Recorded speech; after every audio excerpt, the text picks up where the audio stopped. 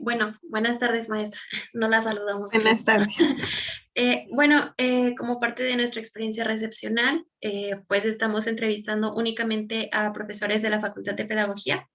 Entonces, nuestra entrevista está dividido pues, en los puntos más centrales de nuestra tesis, que es inclusión, práctica docente y virtualidad. Entonces, Ok. vamos a ir como que por apartados. Y también tenemos una parte de datos generales. Entonces, bueno, el primero es ¿cuántos años cumplidos tiene? 40.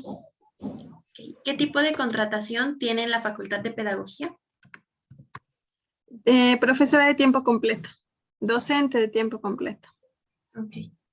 ¿Cuál es la antigüedad como docente en la Facultad de Pedagogía? En la facultad, 4 años.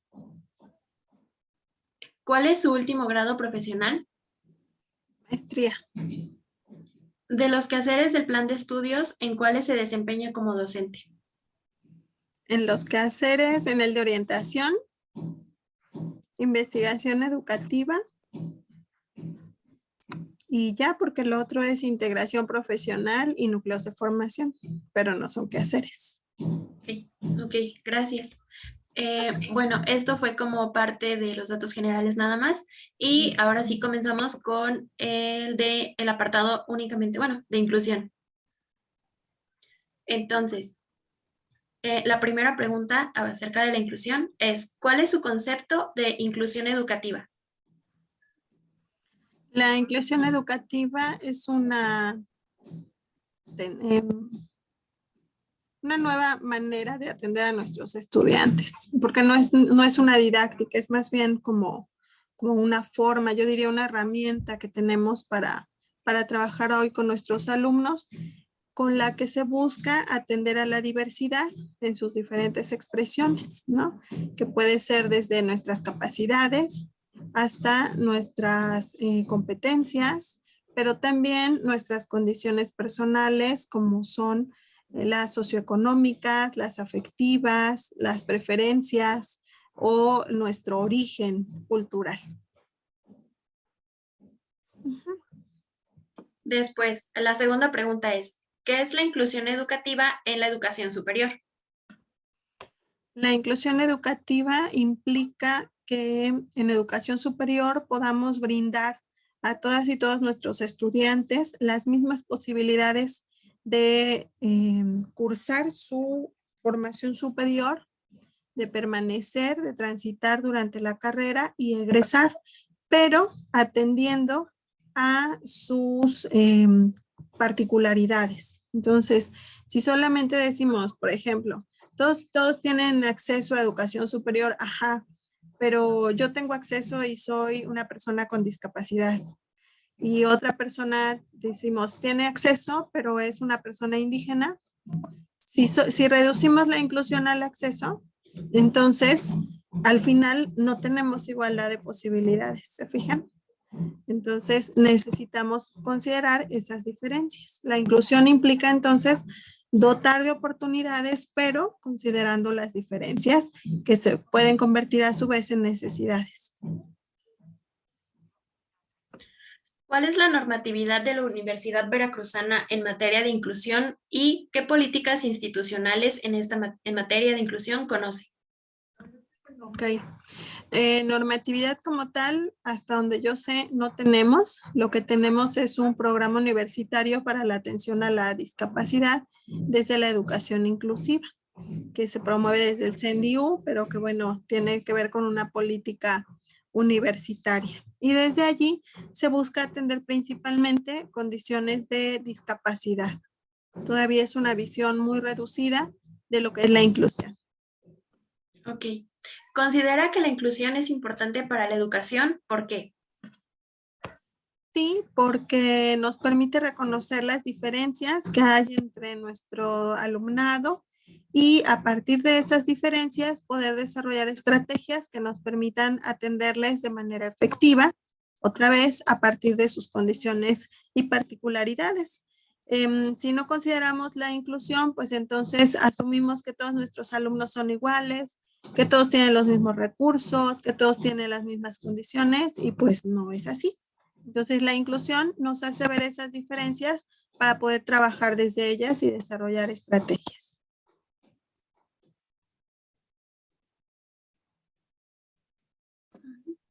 ¿Considera que la pandemia por COVID-19 ha tenido un impacto positivo o negativo en la implementación de la inclusión y por qué? Me parece que, híjole, es como muy difícil. Si lo pensamos en la educación superior, pues ha habido dificultades, pero sí le ha permitido a muchos estudiantes poder continuar con sus estudios desde esta modalidad virtual. Sin embargo, otra vez, las condiciones particulares de cada estudiante pueden hacer que esta inclusión no sea posible, ¿no? Entonces, la inclusión no tiene que ver aquí solo con las estrategias o la modalidad con la que trabajamos, sino con lo que nosotros como docentes hacemos en esa modalidad de trabajo. Entonces, quizás la modalidad virtual no es la más incluyente, ¿no?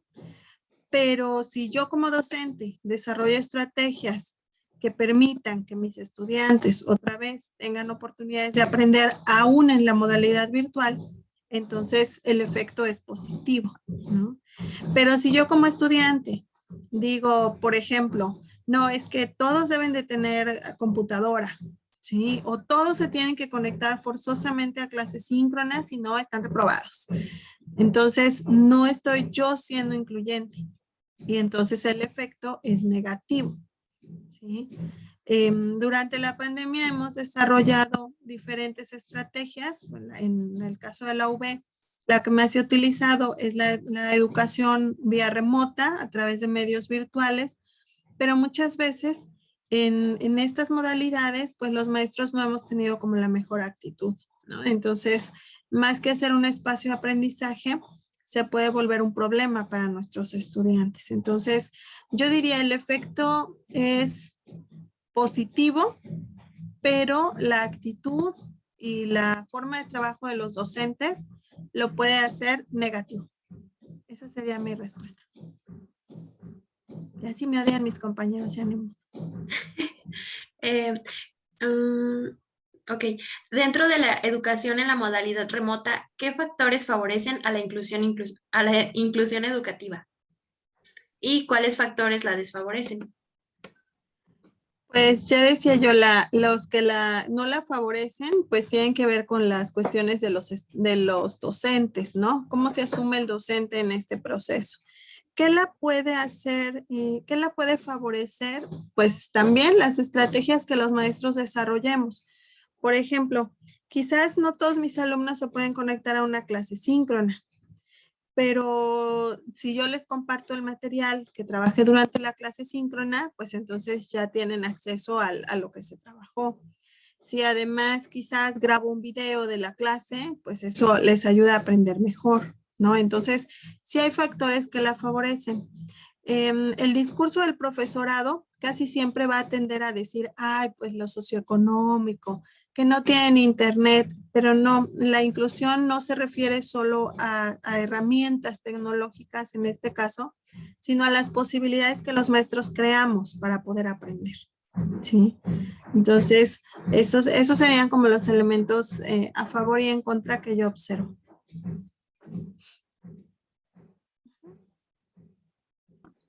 ¿Considera que la inclusión educativa ha retomado mayor importancia durante la pandemia o se ha visto infravalorado el proceso de la inclusión?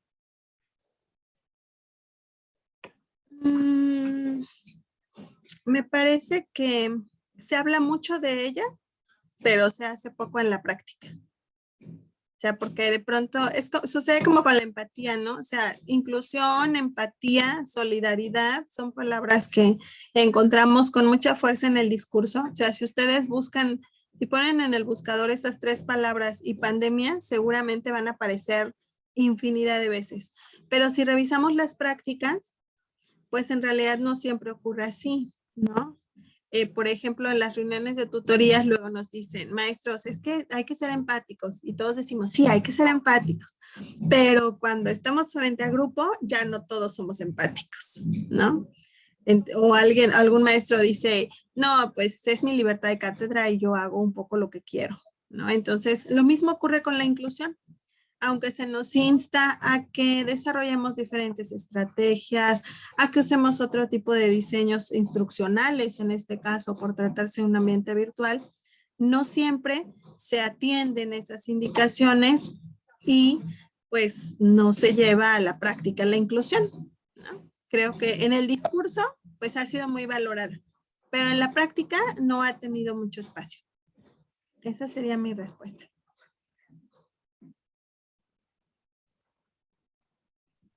Bueno, ya después tenemos el apartado sobre la práctica docente. Ajá. La primera pregunta sobre el apartado de práctica docente sería, ¿cómo define usted a la práctica docente? ¿Cómo defino a la práctica docente? Bueno, la práctica docente es el ejercicio propiamente de la docencia que implica el desarrollo de un proceso didáctico, ¿sí? En el cual pues ponemos en juego diferentes estrategias, herramientas, recursos para favorecer el aprendizaje en nuestros estudiantes. Es una oportunidad para examinarnos, para observarnos constantemente también y poder mejorar esa práctica.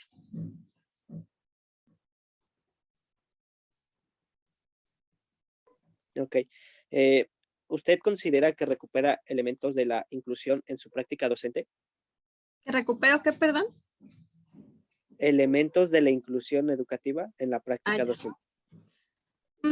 Pienso que sí, porque regularmente en mis clases, de entrada siempre hago un diagnóstico para reconocer qué ocurre con mis estudiantes, sobre todo cuando trabajo con grupos nuevos. A veces hay grupos en los que tengo alumnos que ya conozco y demás, pero pues cada estudiante vive de manera distinta a cada periodo escolar, ¿no? Entonces, quizás al inicio de un periodo tiene condiciones que antes no tenía y si yo parto de lo que ya conozco, pues no voy a darle la mejor atención. Entonces, regularmente hay un diagnóstico.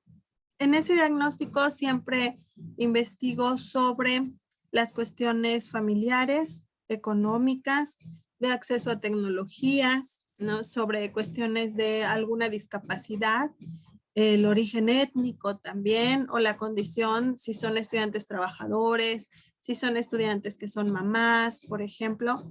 Y desde allí puedo tener elementos para hacer una planificación de mi práctica docente y para reconocer que voy a tener estudiantes a los que quizás voy a necesitar de darles mayor margen para hacer algunas actividades, para darles más tiempo y todo esto, porque su condición personal no les permite avanzar al mismo ritmo que a los otros estudiantes, ¿no? Y pues también porque ahora, bueno, en los últimos semestres he procurado trabajar desde esto que llamamos diseño universal del aprendizaje, que es una propuesta de planeación didáctica que implica que vamos a tener distintas formas, vamos a proponer distintas formas al alumnado para poder aprender y para poder mostrar evidencias de lo aprendido. Entonces, cuando trabajamos desde el diseño universal del aprendizaje, le damos la posibilidad al alumno de elegir cómo evidenciar lo que sabe. Y generamos espacios para hacer adaptaciones curriculares para alumnos que necesiten una atención específica sobre determinadas cuestiones a partir de sus características personales para el aprendizaje. Y bueno, creo que también, no sé si lo vayan a preguntar más adelante, pero también en términos de la capacitación, he procurado formarme también en el tema, no solo educación inclusiva, porque luego son cursos como muy teóricos de qué es la inclusión y estas cosas. Por ejemplo, ayer inicié un curso sobre el sistema Braille como apoyo para los estudiantes universitarios. Entonces, estoy tomando este curso y la idea pues es conocer el alfabeto en Braille y demás para que, bueno, hasta ahora no he tenido un alumno que sea invidente o débil visual, pero pues nunca se sabe y hay que estar preparados. Y bueno, así como en ese caso, he procurado formarme para atender a chicos con alguna discapacidad, o bien para ser consciente de procesos de interculturalidad y de diversidad cultural que pueden también repercutir en el proceso de enseñanza-aprendizaje. Bien. Como sabemos, una parte fundamental de la práctica docente pues son las estrategias de enseñanza que el profesor emplea. Entonces, quisiéramos conocer qué estrategias de enseñanza ocupaba usted en la presencialidad y cuáles ocupa ahora en la, bueno, vía remota, que ha cambiado, o sea, ha cambiado Ok. más bien. Ajá. ¿Cuáles podrían ser? Estoy pensando sobre todo en las que han cambiado. Por ejemplo, antes de la pandemia, antes y durante la pandemia he procurado mucho el trabajo colaborativo. Regularmente en mis grupos, en los salones o ahora en las salas de Zoom, siempre hay equipos para trabajar, para elaborar cosas, para discutir. Entonces, ese es trabajar desde estrategias como aprendizaje colaborativo, aprendizaje cooperativo, aprendizaje por proyectos, ¿no? Son estrategias que hasta ahora durante la pandemia mis estudiantes siguen trabajando, ¿no? Quizás algo que sí ha cambiado es el aspecto de gamificación, porque ahora con la modalidad virtual tenemos oportunidad de introducir elementos de gamificación en el aula o elementos de pedagogía lúdica, pero ligados a la utilización de recursos digitales, ¿no? O sea, no podemos brincar y saltar, pero sí podemos entrar y hacer un juego en línea o algo así, ¿no? Yo no soy tan partidaria del juego por el juego, por eso prefiero el recurso de gamificación, porque nos permite como generar competencias o generar ejercicios para que luego nuestros estudiantes puedan evidenciar lo que aprenden, ¿sí? Entonces, me parece que lo principal que ha cambiado o lo nuevo que ha incluido, pues es esto de la gamificación. Porque otras cosas ya las utilizaba, no sé, usar tecnologías en el aula, incluso trabajar con videoconferencias es algo que ya hacíamos en la presencialidad, pero que bueno, ahora pues ha cobrado relevancia, ¿no? Entonces, ¿qué más podrá hacer? Pues sí, creo que, y no por ser payasa, pero creo que hay muchas cosas que yo ya venía haciendo y que de pronto muchos maestros aprendieron a hacer hasta que llegó la pandemia, ¿no? Por ejemplo, yo ya usaba Eminus, no sé, espacios colaborativos en internet y demás. Hay varias cosas que ya hacía y sobre todo para el trabajo en el aula, ¿no? Por ejemplo, mantener la elaboración de proyectos, el trabajo en grupos, eso es algo que hasta la fecha se mantiene.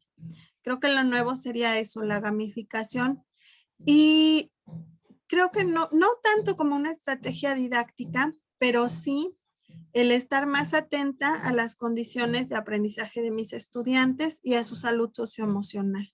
Creo que son elementos que ahora he reforzado más y que pues justo las condiciones que tenemos han hecho que se vuelvan relevantes. Sería eso. Bueno, como nos menciona, pues son estrategias de enseñanza que ha venido utilizando. Desde antes ya las pensaba para que estas le favorezcan a la inclusión. ¿Considera que estas estrategias que viene ocupando desde hace tiempo le favorecen a tener una práctica docente inclusiva? Sí, pienso que sí, porque justo a través del trabajo colaborativo, por ejemplo, pues los estudiantes pueden tener la posibilidad de aprender entre ellos, de apoyarse, ¿no? En los grupos procuro, dependiendo de la actividad que se trate, procuro que haya como un líder de equipo, que no sea solamente el que les diga, oye, ya es la parte de tu trabajo, sino que sea realmente alguien que les puede orientar, que se vuelve como una especie de monitor, ¿no? Y eso pues ayuda mucho al desarrollo de las actividades. Esto que comentaba, pues estar más atenta a las condiciones personales de mis alumnos, porque, no sé, por ejemplo, ahora que tuve problemas con mi computadora, de verdad que conectarse a tomar una clase desde el teléfono para mí es súper frustrante. No me imagino a mis estudiantes 2 años aprendiendo desde su teléfono, de verdad, o sea, no, es terrible. Incluso hay cosas que a mí como maestra desde el teléfono en las aplicaciones no puedo hacer, ¿no? Y eso ay no, toda la semana pasada estuve dando clases por teléfono y de verdad que para mí era terrible. Entonces, pensar en estas condiciones de los alumnos, pues es un elemento muy importante, ¿no? Y también la parte, decía yo, de lo socioemocional.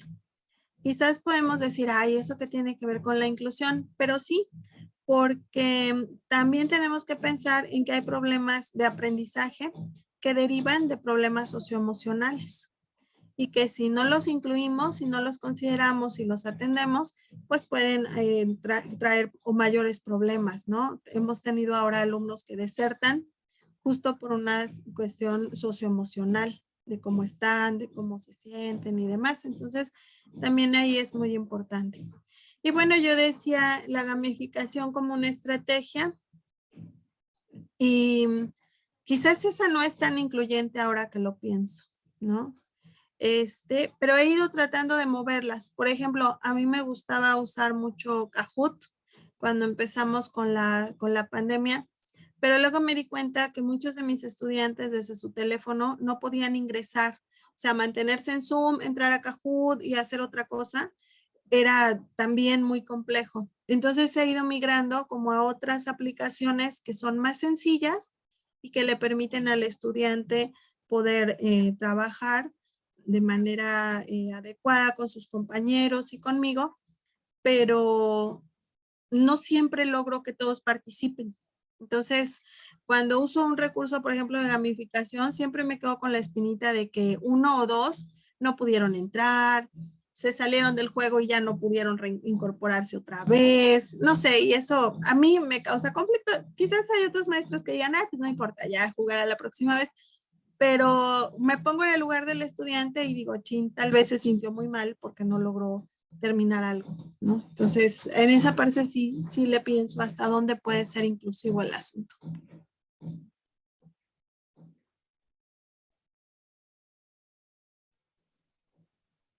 Bien, bajo esto que comenta, es cómo ha mantenido la comunicación con sus estudiantes. Ya nos mencionaba sobre lo socioemocional, que es importante ahorita con lo de las estrategias. Entonces, ¿cómo era la comunicación con sus estudiantes? ¿Cómo se da ahora en la pandemia? A ver si lo escuché bien porque le oía un poquito trabado. Le entendí de la comunicación. ¿Cómo era en términos como de que si había una buena comunicación o qué recursos utilizo para comunicarme? Se la repito si quiere, maestra. Porfa, hija, porque Ajá, es que no sé si soy yo, se pero cortó le un oía como poquito. trabado a Brandon. Sí, Ajá. sí, sí, se cortó un poco. ¿Cómo se efectuaba la comunicación con sus estudiantes en la modalidad presencial y cómo se Ok. efectúa ahora en la virtualidad? O sea, como nos comentaba un poco, pero la diferencia, pues. Ok. Em, pienso, que mi comunicación con mis estudiantes en general ha sido buena siempre. Siempre procuro atender a sus dudas, a sus comentarios y a sus necesidades, ¿no? Entonces, siempre procuro que mis estudiantes puedan tener la confianza de acercarme y decirme qué pasa en vez de inventarme algo, ¿no? Porque esa parte luego es muy fea. Entonces digo, no, pues más vale que me digan la verdad y listo. Y era una comunicación, y bueno, eso he procurado que se mantenga ahora que estamos durante la pandemia, ¿no? Que siempre haya ese espacio. Lo que sí debo decir es que era muy raro que yo tuviera, por ejemplo, grupos de WhatsApp de mis grupos. Creo que durante la presencialidad no lo hice con ningún grupo. No recuerdo ahora alguno, salvo aquellos donde de pronto hacíamos proyectos y que les decía yo, agréguenme como para echar ojo ahí también de cómo se organizaban y demás. Pero fuera de eso no recuerdo haber trabajado con ellos. Con algunos grupos ya teníamos redes sociales y todo esto. Y ahora durante la pandemia, pues sí, ¿no? Se nos volvió como la moda tener grupos de WhatsApp para una comunicación más fluida, usar también redes sociales. El correo electrónico realmente lo uso poco para trabajar con mis alumnos. Regularmente el WhatsApp. Y algo a lo que me resistía mucho, pero que todo el mundo hace y pues ya me tuve que adaptar, es a que me envíen audios, porque ay, luego me desesperaba mucho como oír audios y luego audios largos preguntándome algo, pero dije, bueno, ok, cada quien se ajusta a un modo de aprender, ¿no? Y a veces lo expresamos mejor de manera verbal que de manera escrita. Entonces dije, bueno, hagámonos a la idea de que esta es también una nueva forma de comunicación, ¿no? Pero en general creo que ha sido siempre una comunicación fluida, con apertura y con honestidad. Creo que eso es importante y más en nuestra carrera. No sé si con eso respondí, si no, díganme porque No, sí, me sí, sí, hice sí, un poco maestra. bolas con la pregunta. No, sí, maestra, sí está bien, gracias. Ok. Sí. Bueno, ya en el último apartado que es sobre virtualidad, solo que, bueno, espero que no se nos vayan a cortar las preguntas. Aún tenemos tiempo, creo, ¿verdad? Bueno, acerca de virtualidad, ¿qué plataformas virtuales sabía usted ocupar en la modalidad presencial y qué plataformas virtuales utiliza ahora en la modalidad remota? ¿Qué plataformas? Híjole, muchas. No sé, por ejemplo, de videoconferencia, Zoom, Webex, Google Meet, o sea, son plataformas que ya usaba antes. Hay otra que se llama Blue Jeans, que también luego utilizaba. Em, y bueno, así como la más viejita, ¿no? Que podría ser Skype para comunicarme. Para efectos de clases, pues ya usaba yo Eminus, ¿no? Durante la pandemia aprendí Eminus 4, que de pronto hubo una versión de Eminus 4, además de la que ya tenemos desde hace años, que es Eminus 3. Entonces, sería como una nueva durante la pandemia y las dos las he usado durante la pandemia. También las herramientas virtuales, las herramientas de comunicación también las he usado durante la pandemia. Para producir contenido, pues también hay muchas que ya conocía. No sé, quizás una nueva que he aprendido a usar durante la pandemia ha sido Geniali, como un espacio para crear contenidos. ¿Qué más? Canva, que antes no la usaba tanto y ahora la uso más. Y de allí, pues las que ya conocía, ¿no? Powtoon, Padlet, GoConcord, no sé, una que no usaba, por ejemplo, para efectos de mis clases era YouTube y ahora la uso, ¿no? Luego de ahí les dejo videos, les dejo materiales. Entonces, esa sí de pronto ha sido como nueva para mí usarla para el proceso de enseñanza-aprendizaje. Regularmente les mandaba todo por otros medios. Redes sociales, Facebook, sobre todo, pues sí es una herramienta que ya utilizaba y que sigo utilizando. ¿Qué más puede ser? Editores de video, de audio, sobre todo de video, que también ya utilizaba, desde a la cosa como que antes teníamos en la compu el Movie Maker y todo esto, hasta pues ahora las aplicaciones que hay en el celular que son muy variadas, ¿no? Entonces, creo que pues sí, me gustan las tecnologías, debo decirlo. Entonces, pues eso me lleva a aprender un montón. Teams, por ejemplo, no la usaba para el proceso de enseñanza-aprendizaje y también ahora la utilizo, ¿no? Depende del grupo, depende de sus posibilidades y de la naturaleza de la experiencia educativa también.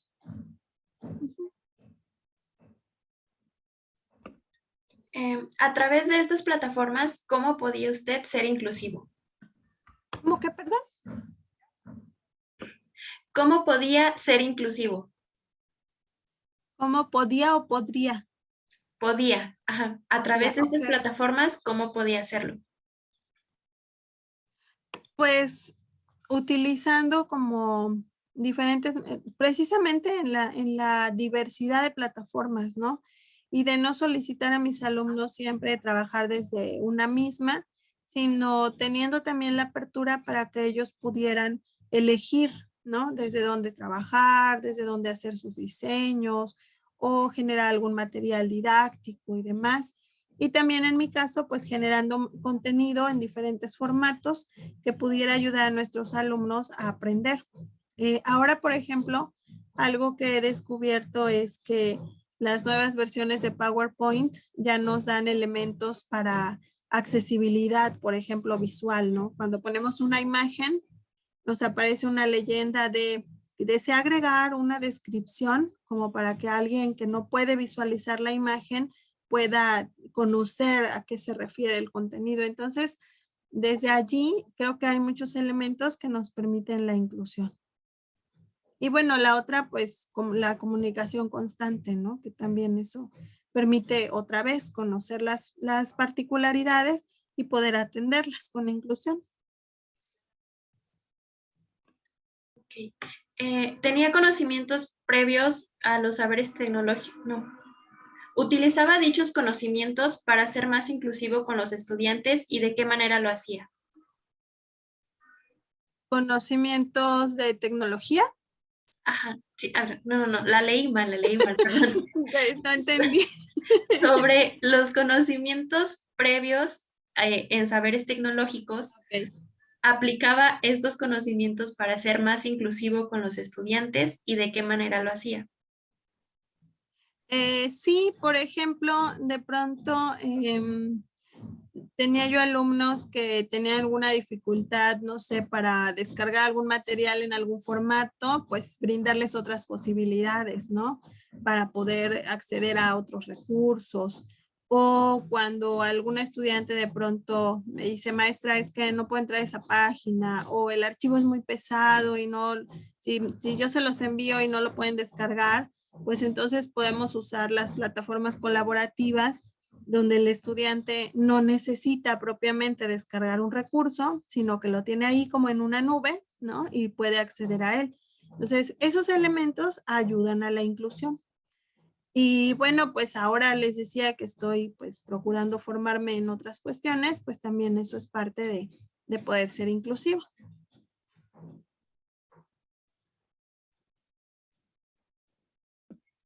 ¿Contaba con un buen servicio de internet en la modalidad presencial? En la facultad, no. En la facultad, no. Por eso compré mis cables para poder conectarme a la red anámblica, porque ya ven que en la facultad, pues el internet siempre ha sido como medio pésimo. Y pues bueno, se soluciona con un cable Ethernet y listo. En la casa de ustedes, pues siempre he tenido buen internet. También por el tipo de trabajo que hago, porque luego ya daba de por sí clases virtuales a mis alumnos de posgrado. Entonces siempre he procurado tener un buen internet. Y pues ahora que estamos en la pandemia, mucho más, ¿no? De pronto, cuando empezamos a trabajar de manera virtual, me acuerdo que hasta fui al Megacable, ya voy a decir marcas, y pregunté si tenía yo como que aumentar mi velocidad o algo, pero el chico me dijo que no, que ya tenía un paquete lo suficientemente bien y que pues no debería darme problemas. Y la verdad es que no, en general no los he tenido. Yo creo que cuando los he tenido, pues ha sido como que todo el mundo los tiene, no nada más yo. Sí. Ok. ¿Tenía algún espacio destinado al trabajo virtual en la modalidad presencial? Pues sí, porque como ya daba yo clases virtuales, aunque solamente era los sábados y por ejemplo entre semana, un día a la semana, que es mi clase de posgrado, pues en el cubículo ya tenía yo como instalada cámara, micrófono y bueno, así como todo lo que necesitaba para tener bien una videoconferencia. Y aquí en